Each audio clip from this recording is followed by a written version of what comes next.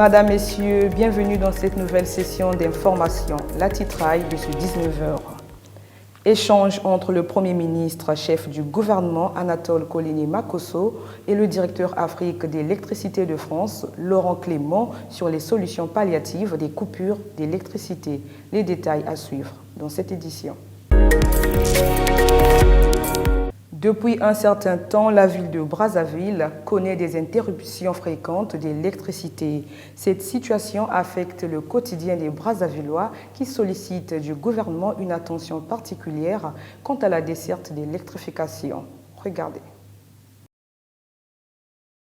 Les coupures intempestives de l'électricité ont des réelles conséquences sur le quotidien des Brazzavillois. Les coupures intensives de l'électricité au Congo en général, c'est difficile sur les enfants qui vont à l'école.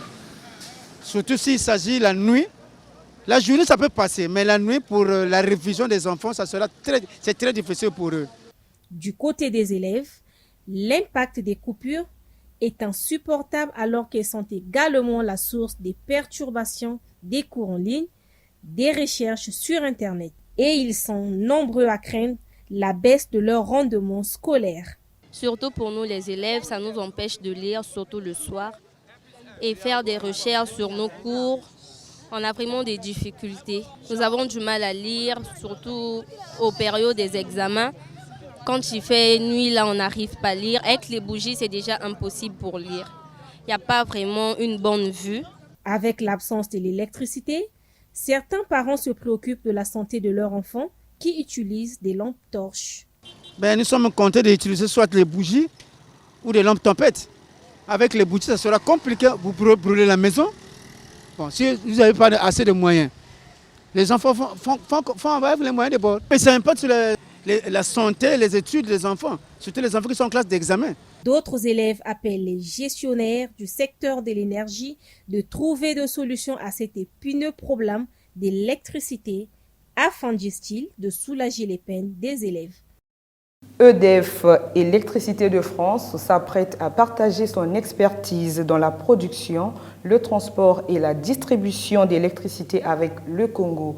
L'annonce de cette collaboration a été faite lors d'une rencontre entre le Premier ministre, chef du gouvernement, Anatole Kollini-Makosso, et le directeur Afrique d'électricité de France, Laurent Clément. Reportage Duclerc Pandenguier. Regardez. EDF, Électricité de France tournée vers l'avenir énergétique du Congo, exprime son intention de collaborer étroitement avec le gouvernement. Les domaines clés, tels que le développement de la production, du transport et de la distribution d'électricité, sont au cœur de cette collaboration envisagée. Laurent Clément, directeur Afrique d'EDF, a partagé cette vision avec le Premier ministre Anatole Kollini-Makosso. En plus de la diversification des sources d'énergie, EDF s'engage à étendre sa collaboration en contribuant à l'électrification des zones actuellement dépourvues d'électricité. Nous pensons avec le Premier ministre que nous avons beaucoup de développement commun à faire pour développer au Congo, avec le soutien d'EDF, non seulement la production d'électricité. Le Congo recèle un très fort potentiel de production au premier chef avec l'hydroélectricité, avec les nombreux fleuves et rivières qui parcourent le pays, mais aussi avec l'ensoleillement, les productions d'énergie renouvelable, décarbonées. Il y a également de forts besoins pour développer les réseaux de transport, de distribution d'électricité. Et enfin, nous avons également discuté de l'accès à l'électricité des zones plus isolées qui aujourd'hui n'ont pas accès au réseau, que ce soit par l'intermédiaire de systèmes de centrales solaires décentralisées avec des batteries ou pourquoi pas même de petites hydrauliques. EDF préconise d'initier un projet ambitieux axé sur l'hydroélectricité. L'objectif pour EDF est d'avoir une première phase d'études, donc notamment sur le premier sujet qui est celui de l'hydroélectricité. Notre objectif est d'étudier à travers le Congo les différents sites d'implantation possibles sur lesquels mettre des ouvrages hydroélectriques pour pouvoir qualifier la compatibilité des sites avec les contraintes liées au développement de tels ouvrages, les contraintes notamment environnementales et sociales. Donc on va passer par cette première phase d'étude qui permettra d'affiner le potentiel, de sélectionner des sites pour ensuite pouvoir, conjointement avec le gouvernement, passer ces projets en phase de développement. Étant l'un des leaders mondiaux du secteur de l'énergie, EDF participe à des initiatives visant à développer des infrastructures énergétiques durables sur le continent africain. Santé à présent, la conjonctivite, une maladie qui touche la membrane de l'œil, se répand à travers le pays. Pour prévenir sa propagation, les spécialistes appellent la population, en particulier les élèves, au respect des règles d'hygiène. Regardez. Des yeux rouges et larmoyants, une sensation de sable dans les yeux, des démangeaisons, ce sont entre autres symptômes de la conjonctivite, plus connue sous le vocal d'Apollo. Une maladie qui sévit aujourd'hui à Brazzaville. S'il y a des maladies fréquentes liées à l'Apollo, la conjonctivite, le paludisme, sont les maladies très fréquentes ici au Congo. Déjà, elles se caractérisent par des douleurs aux yeux qui empêchent même de voir et être près de la lumière.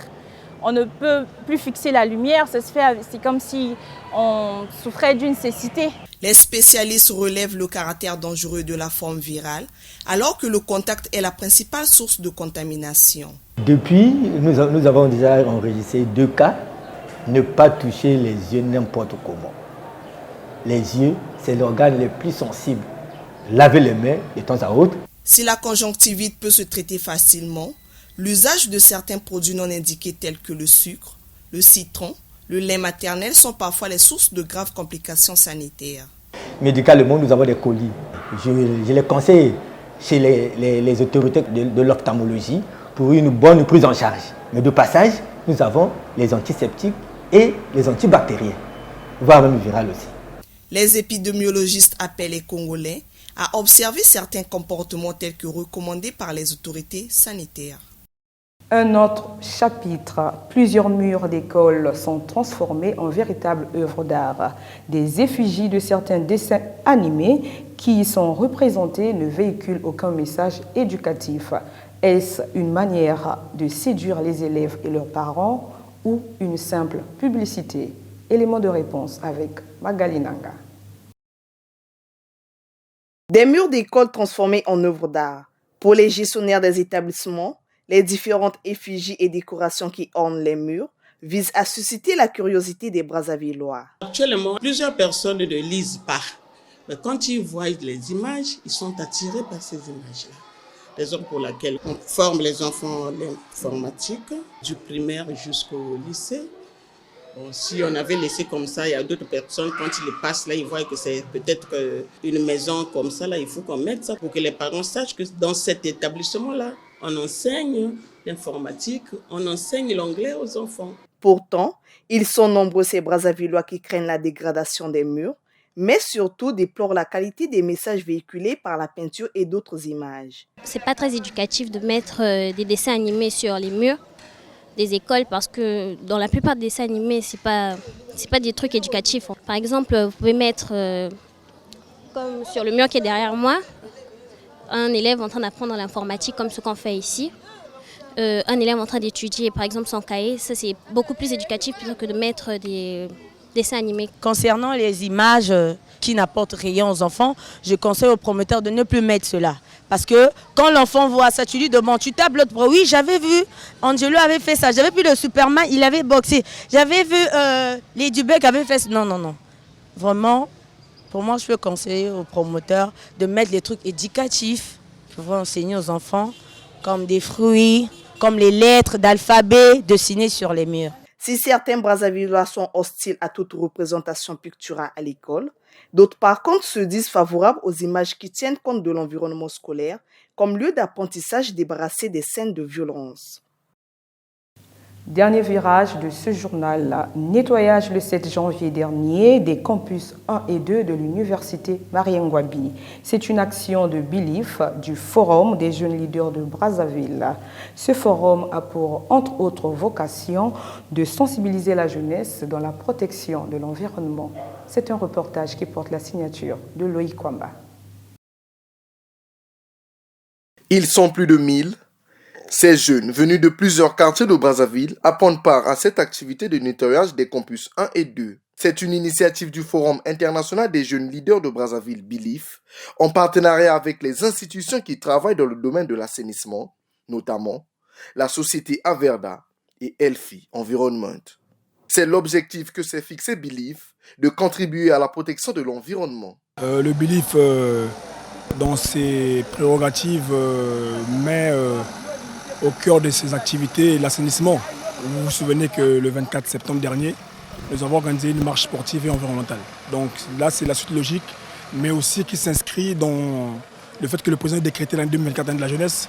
D'abord, c'était pour nous, les jeunes d'être responsables, de montrer notre engagement à pouvoir accompagner les pouvoirs publics. Parce qu'année de la jeunesse, ça ne veut pas dire que c'est vrai que les pouvoirs peuvent mettre en place des mécanismes qui favoriseront l'épanouissement de la jeunesse, mais les jeunes aussi doivent être eux-mêmes des véritables acteurs de la réussite de l'année. À première vue, ces jeunes apprécient cette sensibilisation. Belief ne cesse de nous surprendre. Ça fait beaucoup de temps que cette plateforme juvénile est en train d'organiser des activités dans le cadre toujours de l'assainissement et de la protection de l'environnement. Donc cette initiative est de plus louable, comme vous le savez, toujours dans le cadre des activités ponctuelles de cette plateforme. De surcroît, l'année 2024 a été décrétée par le président de la République année de la jeunesse, une initiative aussi noble de jeunesse. Nous ne pouvions que venir soutenir et apporter notre expertise pour que tout se fasse selon les règles de l'art. Une activité qui intervient à un moment où Brazzaville se prépare pour la 2e édition du Belief, qui devra réunir une multitude des jeunes d'Afrique.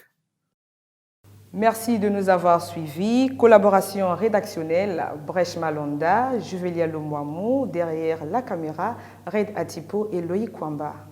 Bonne suite de programme sur la première chaîne éducative du Congo.